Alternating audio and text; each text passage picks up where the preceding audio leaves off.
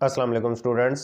आज हम 8 क्लास की इंग्लिश का रिव्यू नंबर 2 इसको सॉल्व करने जा रहे हैं, जिसके अंदर चैप्टर नंबर 5 से लेकर चैप्टर नंबर 8 होंगे। तो इनको आज हम देखते हैं कि इस रिव्यू नंबर 2 में क्या कुछ हमसे पूछा गया है। तो फर्स्ट है आंसर द फॉलोइंग क्वेश्चंस। ये क्वेश्चंस के आंसर्स करने हैं। जो फर्स्ट क्वेश्चन है, who is a magician. Magician कौन है?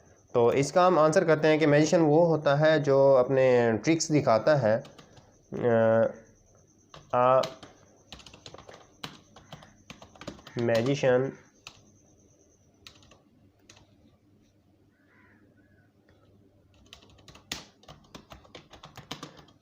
Is a person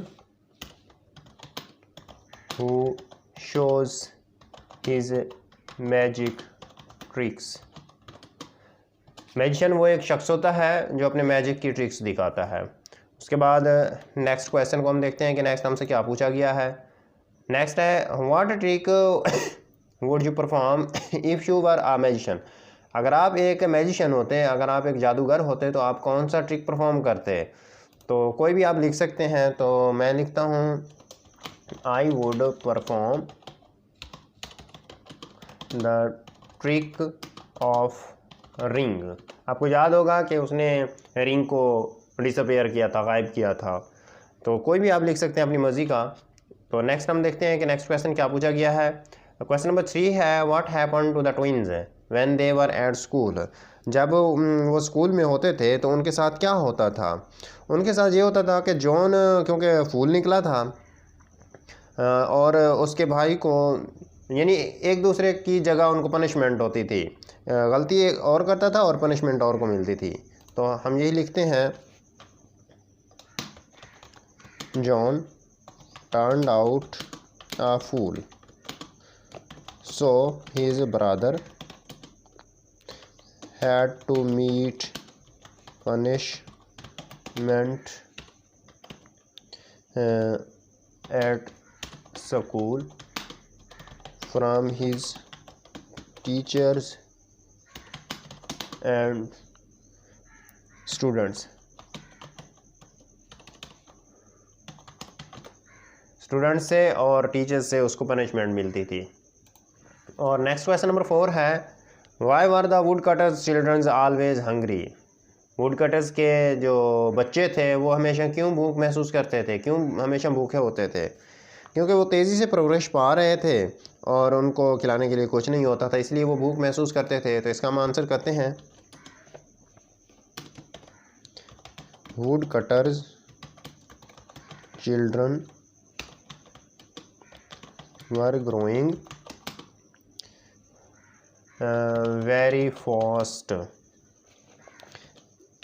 and their parents could not give them enough food, therefore they were always hungry। जो उनका पेरेंट्स थे वो उनको एनफ फूड नहीं दे सकते थे काफ़ी मिकदार में, इसीलिए वो हमेशा भूख महसूस करते थे। तो नेक्स्ट क्वेश्चन है why was the youngest son called Mirchu. सबसे जो छोटा बेटा था वो मिर्चू क्यों कहलाया था? क्योंकि जब वो पैदा हुआ था तो उसकी जिसामत थी काली मिर्च जितना, इसीलिए उसका नाम मिर्चू रखा गया था। हम इसका आंसर करते हैं व्हेन ही वॉज बर्न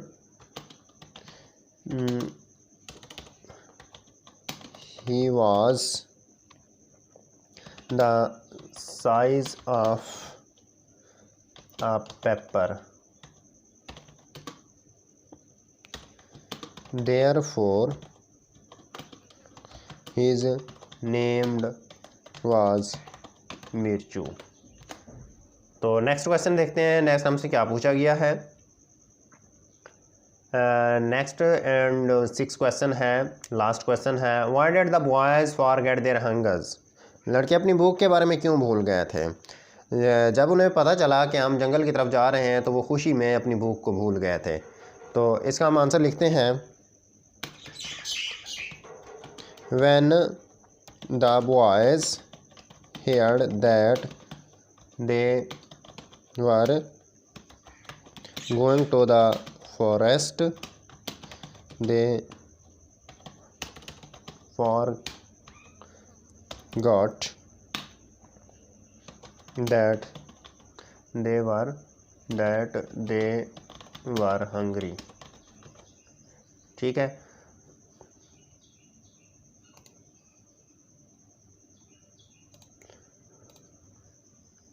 उसके बाद नेक्स्ट देखते हैं क्या पूछा गया है। क्वेश्चंस हमारे कंप्लीट हो गए हैं और नेक्स्ट है करेक्ट द फॉलोइंग सेंटेंसेस। मंदरजा झैल सेंटेंसेस को करेक्ट करना है। I is a boy. अब आई के साथ हम इज़ तो नहीं लगा सकते, आई के साथ तो हम एम लगाते हैं, तो हम लिखेंगे I am a boy.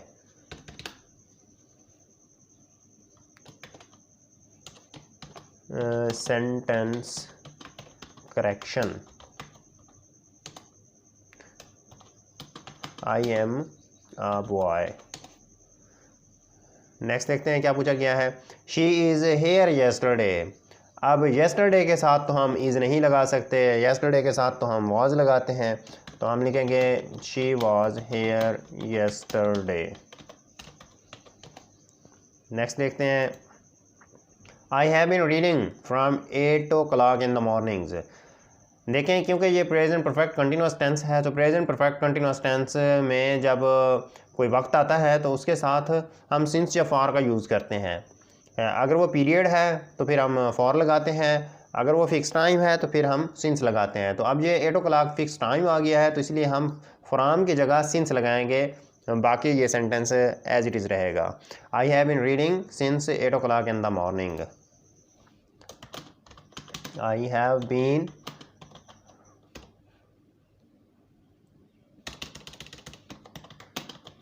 reading since 8 o'clock in the morning। Next देखते हैं he said what is your name। अब देखें ये क्योंकि नरेशन का सेंटेंस है तो इसको नरेशन के रूल्स के अकॉर्डिंग हम इसको चेंज करेंगे। या तो हम इसको डायरेक्ट स्पीच में इन्वर्टेड कामाज लगाकर भी करेक्ट कर सकते हैं, या फिर हम इसको इनडायरेक्ट अगर कन्वर्ट करें तो फिर हम इसके इन्वर्टेड कामाज रिमूव कर देंगे। तो हम इसको बस सिंपल कर लेते हैं, डायरेक्ट स्पीच के अकॉर्डिंग इसके जो इन्वर्टेड कामाज हैं वही लगा देते हैं। He said inverted commas what is your name. He said inverted commas what is your name. तो इस तरह ये भी करेक्ट। नेक्स्ट देखते हैं क्या है। My mother asked me that where I was going. अब ये भी नरेशन का सेंटेंस है, इसमें क्या गलती है। जब हम डबल क्वेश्चन वाले डायरेक्ट सेंटेंस को इनडायरेक्ट में कन्वर्ट करते हैं तो उस वक्त हम दैट का यूज़ नहीं करते, बग़ैर कंजंक्शन के हम उस सेंटेंस को लिख देते हैं। तो इसको भी हम ऐसे करेंगे, my mother asked me where I was going. My mother asked me where I was going. ठीक है, तो ये करेक्ट हो गया। नेक्स्ट देखते हैं। नेक्स्ट है एक्टिविटी है, writing activity. Right a paragraph of about 100 to 150 words on puppet show you have ever seen. Make a mind map first. हमने 100 से 150 वर्ड्स पर मुश्तमिल एक पैराग्राफ लिखना है जो कि पपेट शो के बारे में हो, और वो हमने लिखना है जो कभी हमने पहले देखा हो। तो आप अपनी मर्ज़ी का भी लिख सकते हैं, लेकिन मैं भी लिखवा देता हूँ। और इससे पहले आपने एक माइंड मैप बना लेना है जिसके अंदर आप ये ज़ाहिर कर, सबसे पहले आप उसका इंट्रोडक्शन बताएंगे कि वो किस तरह का शो था। उसके बाद हम उसकी लोकेशन बताएंगे कि वो कहाँ पे हेल्ड हुआ था, कहाँ पे मुनक्कद हुआ, और उस शो के अंदर जो फूड्स थी उनको मेंशन करेंगे कि किस तरह की फूड्स थी, और फिर फीलिंग्स अपनी शेयर करेंगे कि हमारी फीलिंग्स क्या थी, और वो कौन सा इवेंट था जब वो पपेट शो हुआ था, और ऑडियंस के बारे में भी आप बताएंगे। ठीक है, तो हम इस पैराग्राफ को लिखते हैं, टाइप करते हैं।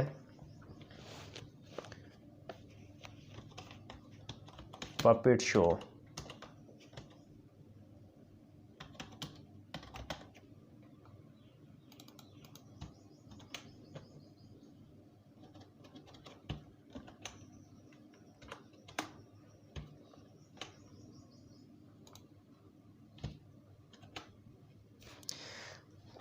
तो फर्स्ट हम लिखते हैं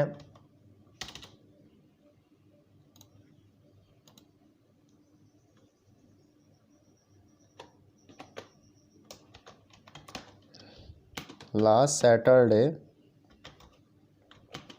a puppet show was held in our school. अपने स्कूल का ही लिख देते हैं. It was a very entertaining show. Entertaining की टाइपिंग मिस्टेक हो गई है, सॉरी फॉर दैट. टाइपिंग में मिस्टेक के लिए माजरत. नेक्स्ट लिखते हैं all the students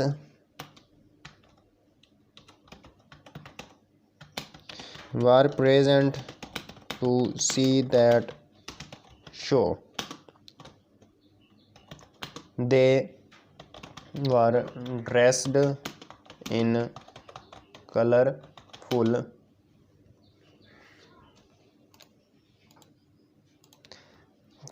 clothes.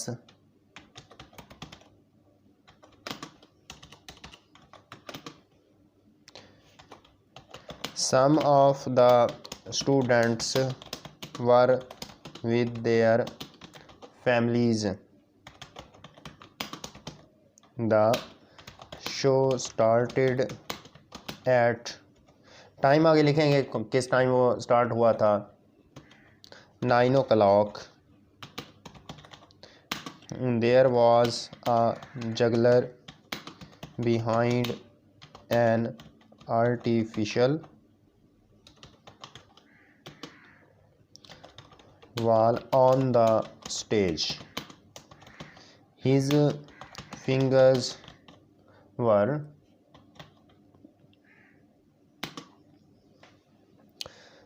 tied with strings hanging over the wall in front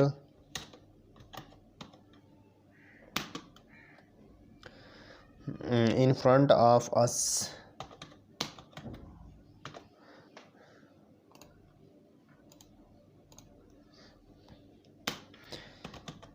These strings were tied with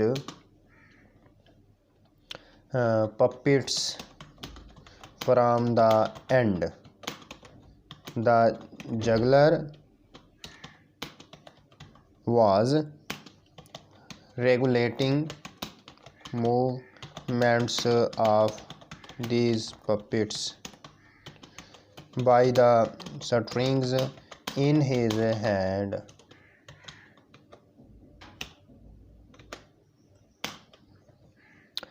The puppets also danced on music. Next लिखते हैं it was very funny to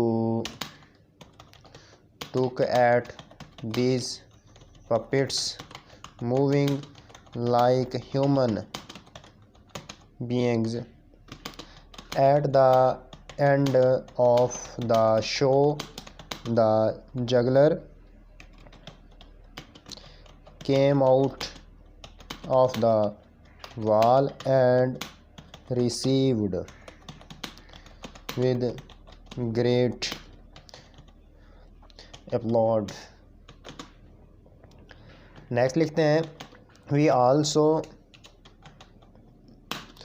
enjoyed ourselves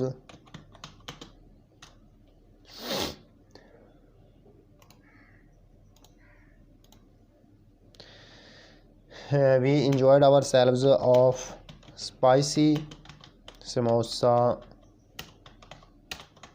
samosas with cold drinks. At the end of the show, next है these were the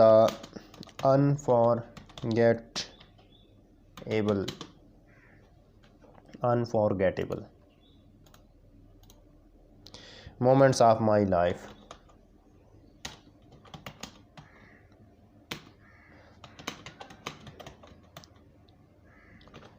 तो इस तरह से हमारा paragraph complete हो गया है।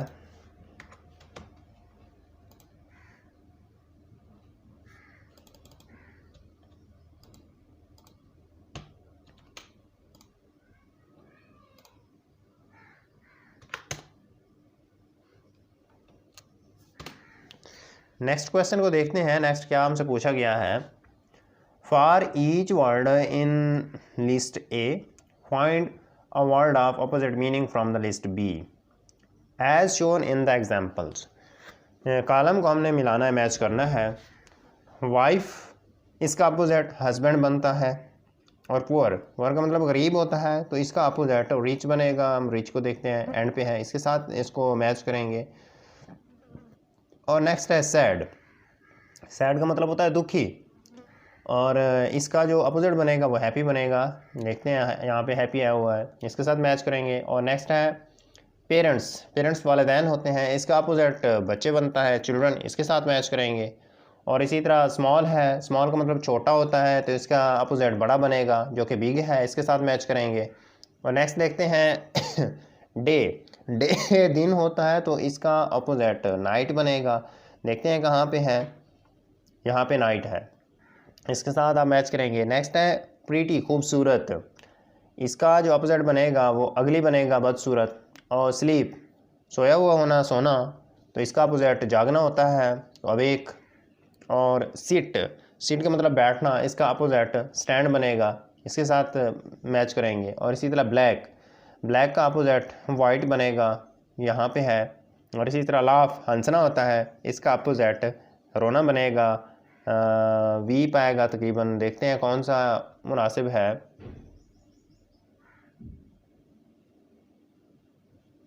लाफ हंसना, और कराई रोना होता है, वीप भी आ सकता है, लेकिन कराई आया हुआ है। सन बेटा होता है, तो इसका अपोजिट बेटी बनेगा, सन को डॉटर के साथ मैच करेंगे। और नेक्स्ट है ओल्ड बूढ़ा होता है, तो इसका अपोजिट यंग बनाएंगे, इसके साथ मैच करेंगे। और नेक्स्ट है लॉन्ग का अपोजिट शॉर्ट बनेगा, इसको शॉर्ट के साथ मैच करेंगे। कहाँ पे मौजूद है देखते हैं, यहाँ पे, इसके साथ मैच करेंगे। और नेक्स्ट है थिन को थिक के साथ मैच करेंगे। थिक देखते हैं कहाँ पे है, यहाँ पे, इसके साथ मैच करेंगे। और कॉलम के बाद नेक्स्ट देखते हैं, with the help of the given world bank complete the table given below. World bank, in world bank को यूज़ करते हुए सिनोनिम और एंटोनियम्स की जगह हमने लिखना है। गेन का मतलब हासिल कर लेना होता है, स्टूपिड बेवकूफ़ होता है, बोरिंग उकता देने वाला होता है। और फुल भरा हुआ, वैनिश्ड गायब हो जाना, ख़त्म हो जाना। इसी तरह चीरफुल जो काबिल दाद हो, जो खुश करने वाला हो। इसी तरह डिक्रीज़ कम करना, स्मार्ट जो चालाक हो, चुस्त हो। और इसी तरह अनफिल्ड जो भरा हुआ ना हो, और अपेयर्ड ज़ाहिर होना। इनको यूज़ करते हुए सिनोनिम और एंटोनिम्स लिखने हैं।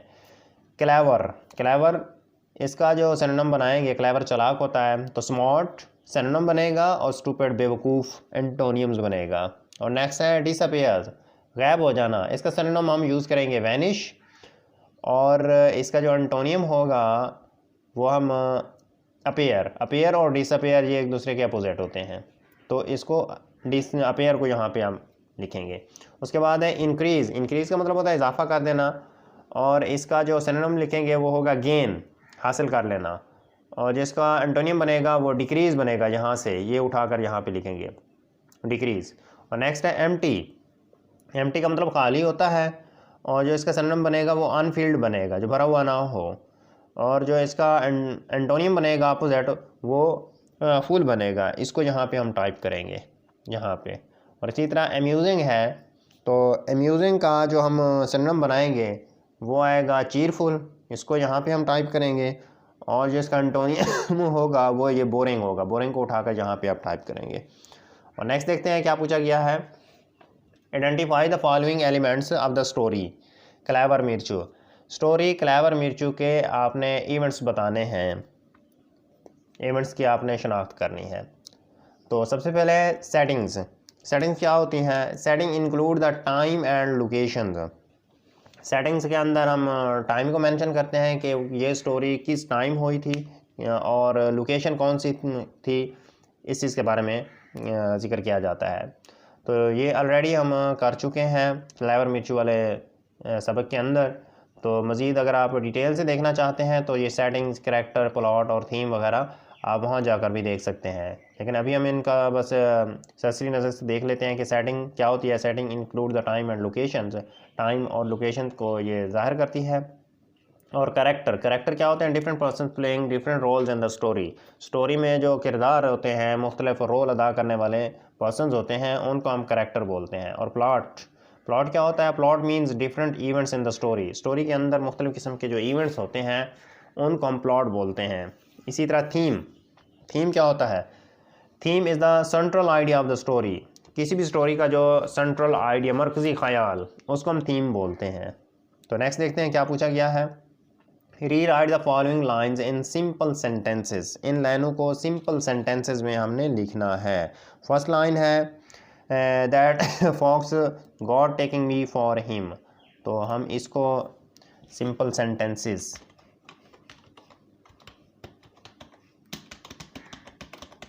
सिंपल सेंटेंसेस में हम इनको चेंज करते हैं।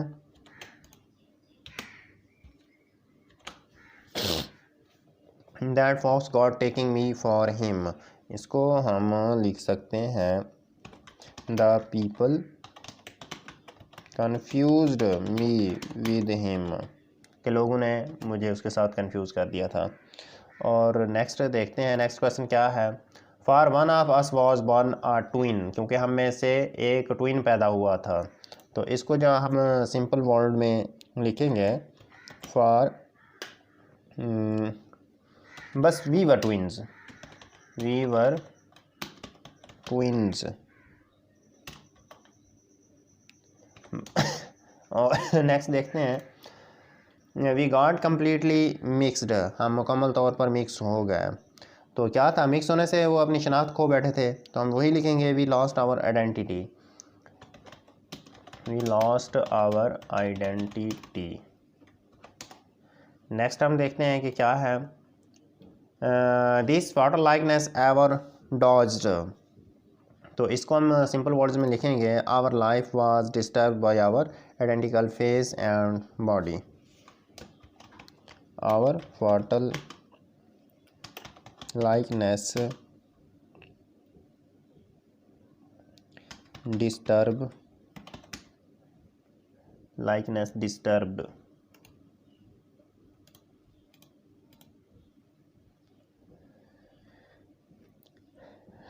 disturbed by our identical face and body। ठीक है। और उसके बाद नेक्स्ट देखते हैं, and I was always getting flogged. तो इसको सिंपल वर्ड्स में, I was always punished hard by teachers and friends. I was always punished hard by teachers and students। ठीक है। तो उसके बाद नेक्स्ट देखते हैं क्या है। ये कंप्लीट हो गया है। नेक्स्ट है work in pairs and write a dialogue between two students, two friends talking about a recently had cricket match. एक रिसेंटली क्रिकेट मैच हुआ है, उसके बारे में दो स्टूडेंट्स के बीच में एक सेंटेंस आपने डायलॉग लिखना है। तो हम लिखते हैं dialogue between two students talking about recently held cricket match। ठीक है। तो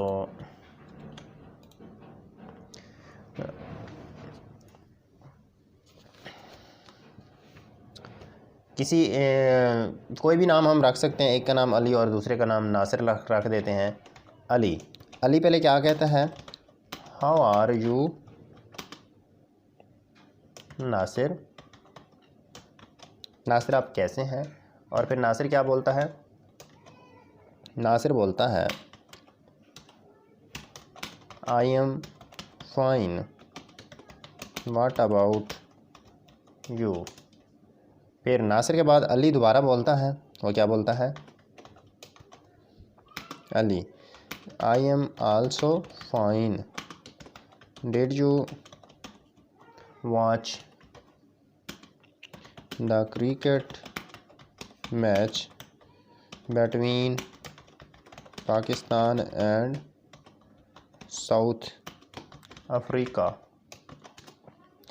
अली के बाद फिर नासिर क्या बोलता है, Nasir yes I did, it was an interesting match, Pakistan won the toss and decided to bat first, but our team could score only, कोई भी स्कोर्स आप लिख सकते हैं, 235 रन्स। और फिर अली बोलता है yes you are right, it was not a good score against a team like South Africa,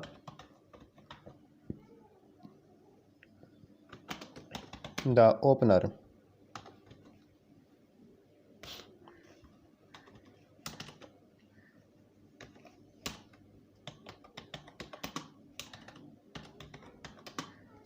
the openers could not perform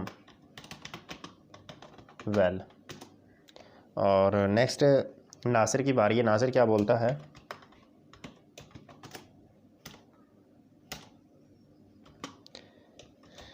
yes you are right and our team proved very weak in the fielding as well.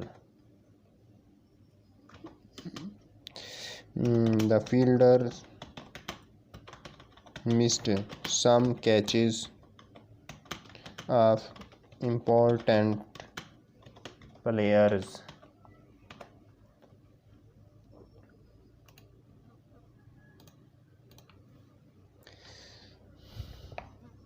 Next Ali की बारी है, अली क्या बोलता है,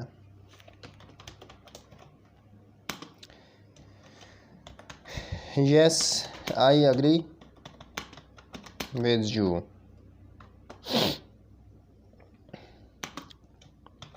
it was only the bowlers of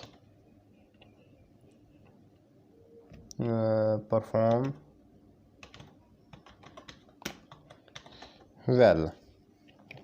well. उसके बाद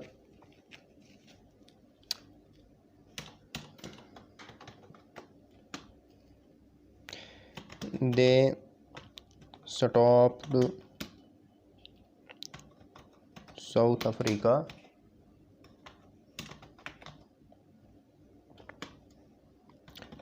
from achieving the target of 235 runs। ठीक है, तो नेक्स्ट देखते हैं अली के बाद नासिर फिर क्या बोलता है, Nasir well but you know success depends upon teamwork.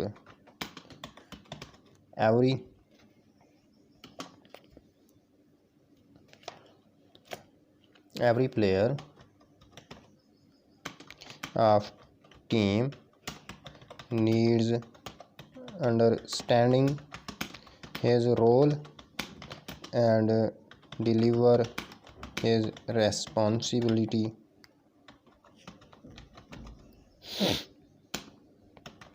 wholeheartedly.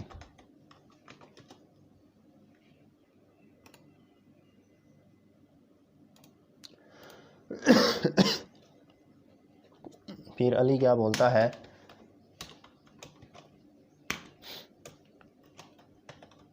Yes you are right,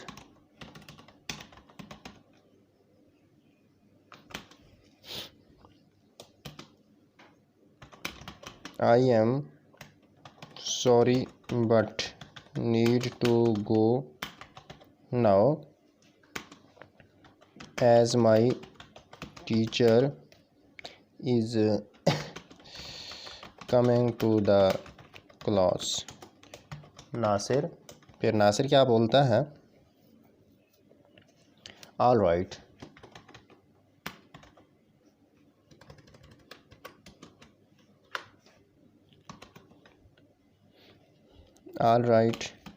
but never forget to come to the ground in the evening to play cricket match today.